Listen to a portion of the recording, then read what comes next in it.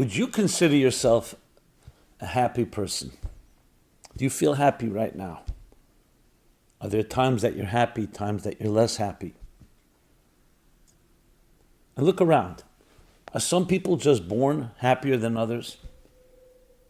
Is happiness inherent or acquired? Are there things we can do to make ourselves to be more happy, to be more joyous, upbeat, more optimistic? Or are we just hardwired a certain way? Some people despondent, some people lighthearted. You'll be surprised to learn that happiness is something that you can control. So please join me in this important session. Happiness, nature or nurture?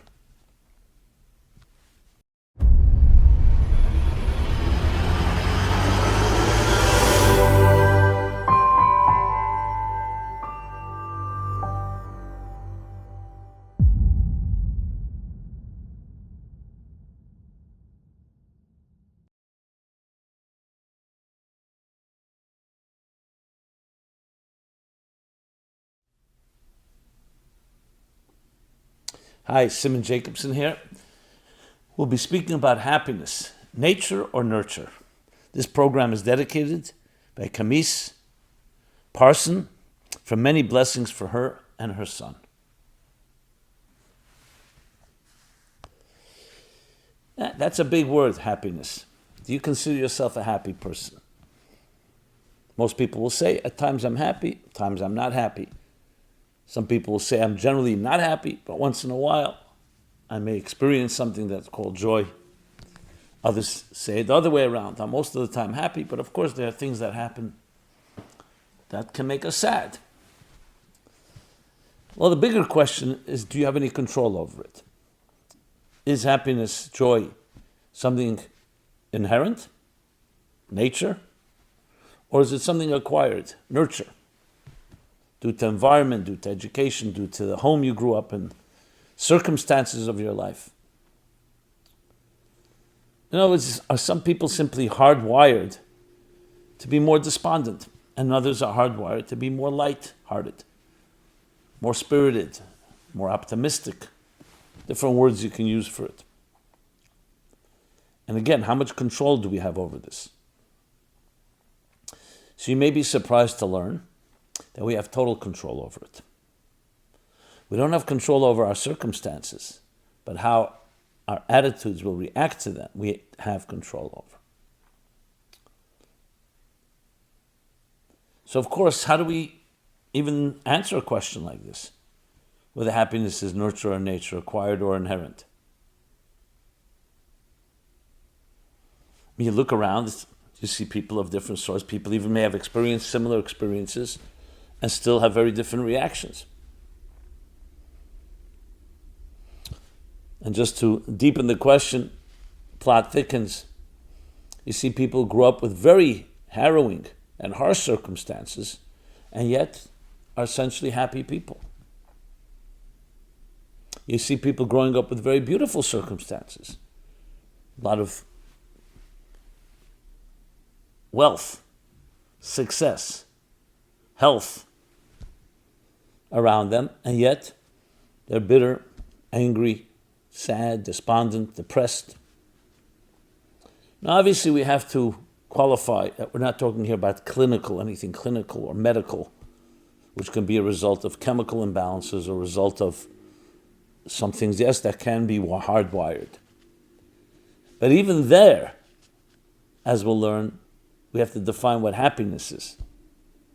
The fact that, for example, a person grieves, God forbid, when there's a tragedy or a loss, doesn't necessarily make them an unhappy person. They still can be a very happy person, but they're now going through an experience that realistically requires and deserves the honor and dignity of grief, dignity of the catharsis that comes through and the healing that comes through mourning or grieving or crying and weeping over something. We're talking about where it's required, not something exaggerated or something imaginary. So let's delve a little deeper into this by looking at who we are. That's really the question. Who are we at heart? And here let's take the two models. You have the model, we'll call the evolutionary biological model. I like to phrase it as the Darwinian Freudian model. Darwinian as in social Darwinism. And that is that we essentially evolved from lower species, and in turn from even lower species. When I say lower, if you go from the human to the animal to the vegetable to the mineral, so whether it's from a ball of gas, however it's explained, but it's definitely from one species to another, from one form to another. So in that sense, psychologically, we may have developed some more sophisticated tools, but we still have the reptilian mind and brain. We still have our survival instincts. When push comes to shove, we can turn into very selfish and greedy people, and even hurt others just for the name of our own self-interest. So if you take the id, the Freudian id, as the core essence of the pleasure principle that drives a person, without the taming and the discipline from the ego and superego, again in Freudian language, then at heart we are essentially driven by self-interest. Self-interest may dictate that you need to care for another. You need to work with others, to collaborate, for coexistence. Survival also requires love. But it's all around the selfish gene, in the words of Dawkins, in this classic book. So selfishness. The other model is the human beings created in the divine image, and fundamentally we're transcendent human beings, spiritual entities in a physical body on a physical journey, not physical beings on a spiritual journey. And that the soul is essentially the opposite of selfish, selfless. The soul seeks deeper meaning, deeper purpose, to connect to something greater than itself, beyond itself. So it's the absolute antithetical to the first approach, the diametric opposite. So there you have two models, and you can understand already how each model will dictate, at least to some extent, the level of happiness inherent to that human being. If we're indeed survival of the fittest creatures, so then happiness is determined when we satisfy our needs. When our needs are not satisfied, or when someone else competing with us wins over, then no, you won't be happy. If, however, you're a transcendent being, then happiness is not a result of whether I gained over another or gained period. Happiness is a result of that very search for something beyond. So then happiness is a very natural and inherent part of that journey. And even though it's constantly longing and aspiring, which means there's always going to be a measure of angst, but that's not angst that leads to sadness. That's angst that leads to motivation. There may be existential sadness because you want to reach higher states, but it's very different than the despondence that you'll see when people who see themselves as materialistic beings lose something of their materialistic world. Even as a young child, I remember wondering, asking my father and others, when I read about the Great Depression and how many people who completely were destroyed, and that financially destroyed, literally took their lives. And it always shocked me. Why would someone take their life? Is money everything? You have family, you have a wife, you have children, you have values, you have other things you believe in. Faith, if you have faith. And still somewhat disturbing to hear. But the answer is that when you put all your eggs in one basket, to use investment terminology, and you don't diversify, I don't mean diversifying now your investments, but diversifying your values, and everything is in that one basket, and that's taken away from you. You see yourself as a materialistic being, the first model. And then that's taken away from you. What do you have left? Your identity is completely bound up into your materialistic success. and how others look at you. And if that's gone, it's not worth living. As sad as it sounds, as tragic as it is. However, when you do have a diversification, meaning, yes, wealth is a beautiful thing, but you have family, and you have values, and you have your faith, and you have your transcendent experiences. And the more of these baskets you have, so even if one is somewhat compromised, or even taken away, you have plenty other pillars to build upon and rely upon. So therefore, in a direct result of that, that leads to a happiness, to a certain joy. And even if you're not actively happy, meaning smiling and dancing and celebrating, but there's an internal sense of belonging, eternal sense of calm, eternal sense of peace, inner peace. Which brings me to the next step here. Because that's on a very basic level, fine. It all depends how you see yourself.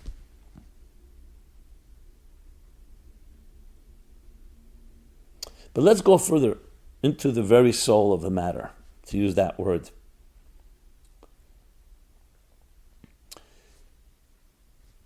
Going back to the question of inherent versus acquired. Nature versus nurture. Look at young little children, born. Except for rare instances, which would be an aberration or anomaly, children are naturally happy. They giggle, they're exuberant, they're hopeful, they're always exploring. Yes, of course a child will cry when it's hungry or in pain or tired. But overall, look at the child, there's a just natural joy and happiness. And you see it. It affects us as well as adults.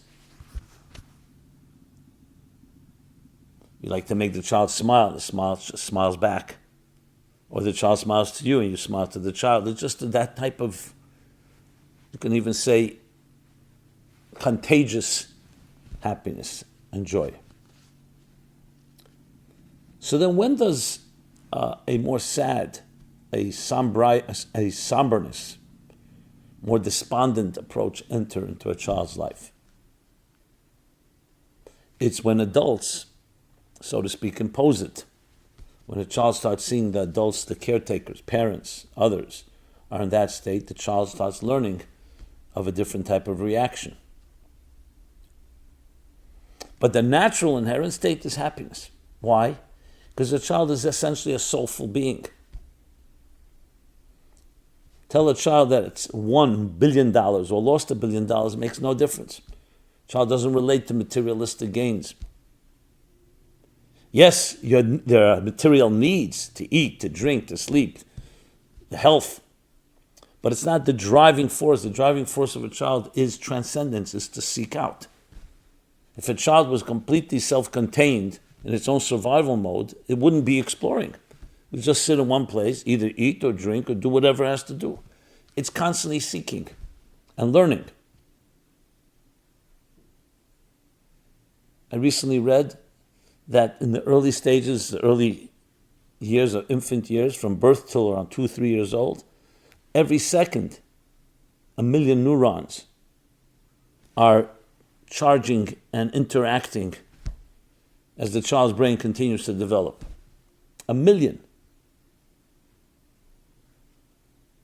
And that will obviously affect the child for the rest of the child's life.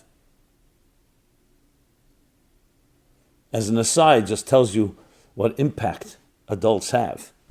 Because the child is not just watching and listening and experiencing. Everything is getting absorbed and etched in the psyche of the child. So yes, if a child is exposed, therefore, to negative feelings, what do you think is going to happen after a while? After a while. Because there's always the resilience. But the natural state is a happy one. Because the natural state of a human being is a soulful one, a spiritual one. And the material world is just a means, a vehicle, tools, instruments. Just like the body is a vehicle to the soul. No one would ever say that the ship tells the captain where to go. It's the captain that tells the ship where to go. So then why is it in so many instances, as we grow into adults, the opposite? Because that's what we learned. That's the easy way. Material world around us is very tangible and very immediate, and that instant gratification feeds into the other voice, the survival voice. Because though there are the two models I described, that doesn't mean that both voices don't exist within us. The question is, who's the real you? And what will you choose?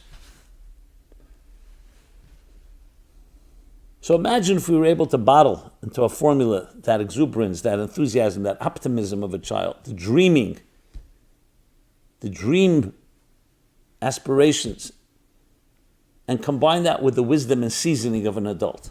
What would you have? You would have a fundamentally joyous person. So in that context, joy or happiness is not a verb but a noun. It's a noun that describes the very personality and nature of one's soul. Happiness as a verb is an action. I'm doing something now that makes me happy. But that's not true happiness. A truly happy person is happy even when they're asleep, even when they're not active, because it's a state of being.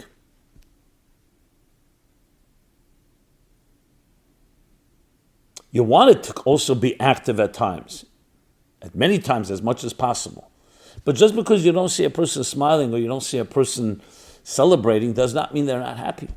And the opposite is true. You can look at someone who's dancing and partying and so on, and internally they're miserable. So think of it like a good swimmer. A good swimmer is swimming in the waters. So everything seems nice. Alongside him is swimming someone that's not a good swimmer, or not as good. So as long as things are calm, everything looks equal. They're both swimming along side by side. But over time, you'll see who tires quicker. And more importantly, when there's a storm, and suddenly the tide changes, the bad swimmer, or the inexperienced swimmer, let's say, will either fight the tide, will not have the experience how to navigate, and they can get exhausted and ultimately drain their resources. God forbid, who knows what will happen. A good swimmer will anticipate and also recognize if something changes, it's not going to fight the tide, the good swimmer, because his strength is navigational. It's not just that he can swim well, he navigates well. And if there's a storm, he'll adjust and be flexible and accommodate. Just like you say the beautiful expression from the sages. A person should always be flexible like a reed and not hard and inflexible like a cedar tree. Because a reed in the wind will bend in the wind, will go with the flow. And a cedar tree may be very strong, but if the wind is strong enough, it could bring it down. You see, expansion bridges are built that way. I remember the first time we took a hike on an expansion bridge and it was shaking, and we were like, and our counselor told us, that's part of the engineering. By shaking, it absorbs and creates a certain dexterity that can carry a lot more weight. If the bridge was so inflexible, so yes, it could carry a certain amount of weight, but if there's enough, it could bring it down. So the idea of swaying, tall buildings also have that small sway. It's a fascinating concept. In other words, a certain flexibility, yielding, can actually make you a lot stronger, especially in martial arts. Our Eastern martial arts is all about that. Not about using your strength, it's about responding, using the other person's strength. Restraint can be more powerful than aggression. But back to our topic here. So the good swimmer, it's a state of being. He knows how to navigate. The same thing a happy, joyous person. Of course there'll be moments of sadness, moments of grief, of loss, of death. And you won't see them dancing and celebrating when a person is in pain. But fundamentally, their happiness has not gone away. It's not the verb, the action right now requires a certain seriousness, if you wish, certain respect or reverence. But that doesn't mean there isn't fundamental joy even within that. And that's why it can be expected of each of us to be happy. That's why we're told, serve with happiness. You'll say, one second, either I'm happy or I'm not happy. You're talking about circumstances? You're talking about the verb? You're talking about who you are. So what the statement is saying, be happy, you know why? Be you. Be the real you, the soul within you, and that naturally will lead to happiness. Because the soul's requirements are very different than the body's. The soul can be deprived of transcendence, it can be deprived of its oxygen, which is its meaning and purpose in life. And then the soul does go into a state of deprivation and feeling missing something. But the soul's approach to it is not because it's about me, it's about something greater. So there's a natural joy even in that. And the soul will do whatever it takes to be able to gain that higher fulfillment, which in turn brings that the joy and happiness. Whereas in the material world, everything is defined by a self-contained state and self-contained. Either you have it or you don't have it. So it's about changing our mindsets, thinking through the eyes of your soul, seeing the world and hearing the world through the eyes and ears of your soul, rather than through the eyes and ears of your body and of your bodily needs and yourself, your selfish self-interest. So when you think about it, it's really a challenge to each one of us. And like an example with the storm, it's hard to build up that type of strength and fortitude while there's a storm. That's why it's important to do it in calm times. You build up and reinforce. So when the challenges of life come, you are strong and ready and flexible and know how to adapt and how to navigate.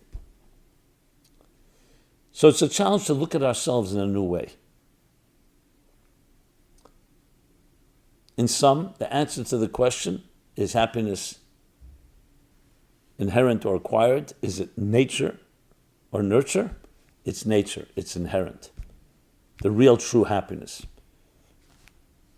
In Michelangelo's words that I quote so often, and when asked, how do you sculpt those beautiful angels in the marble, he says, I see the angels, I saw the angels trapped in the marble, and I carved and set them free. Happiness is in the marble. It's right within you. However, it could be trapped in marble or in concrete or in other experiences in life. We have to carve. We have to sculpt. Remove the excess, and that inherent happiness emerges. And that explains why you can see people who are living in circumstances that would seem dire, seem difficult, and yet they maintain a certain level of joy and happiness. And others who have the best circumstances don't. Because it's not about the circumstances, it's about what you do about it. It's about you.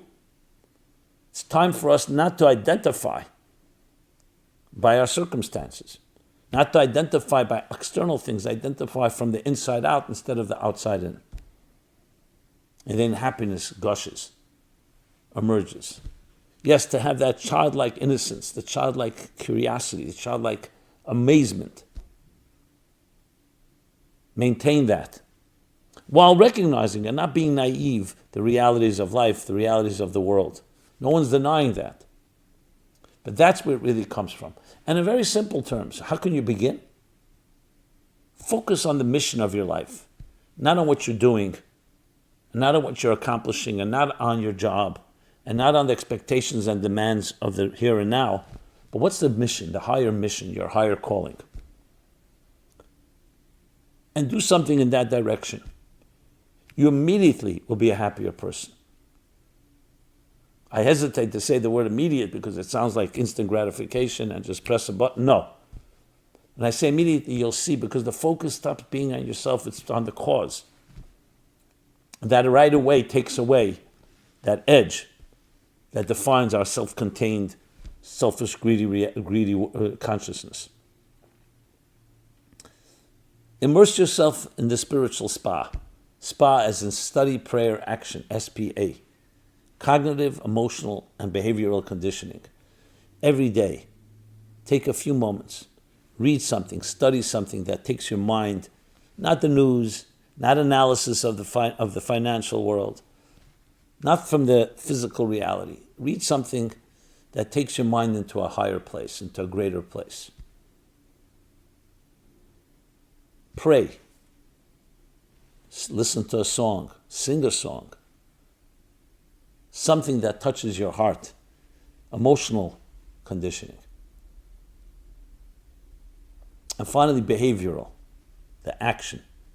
Study, prayer, action, spa. Do something. A little extra charity. Go out of your way to be kind to someone. Share a beautiful thought with some friends, colleagues, or strangers. You could do that even online, so you don't have to necessarily travel anywhere. But be always armed with fulfilling something that's greater than your own needs. You tell me the results of that. That is the fastest and easiest way to discover the inherent angel, happy angel within you. And you're doing the carving of the excess by focusing on that.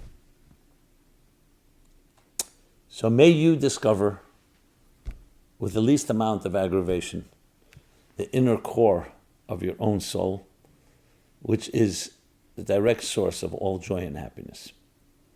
May you have a happy life, happy in the state of being level, but also happy that it should come out in real actions, in real active ways, the verb. Experiencing happy moments, happy times, happy occasions. But even those moments when the happiness may not be completely revealed, you still remain that same great swimmer. You're still that happy soul within, because you know that your life 24/7 is a calling, a higher calling, a higher mission. And that is the greatest source of the deepest, eternal and lasting and sustainable joy and happiness. Thank you. Simon Jacobson here, Meaningful Life Center, meaningfullife.com. Please check us out for this and many other topics. Please subscribe to our YouTube channel as well as to our different offerings. We send out emails, social media messaging, and so on. Take advantage. And of course, share with anyone you see fit. I'd love to hear your feedback, your thoughts, your comments, your suggestions. Be well, be blessed, and be happy. This program is brought to you by the Meaningful Life Center. Please help us continue our programs. Make even a small contribution at meaningfullife.com/donate.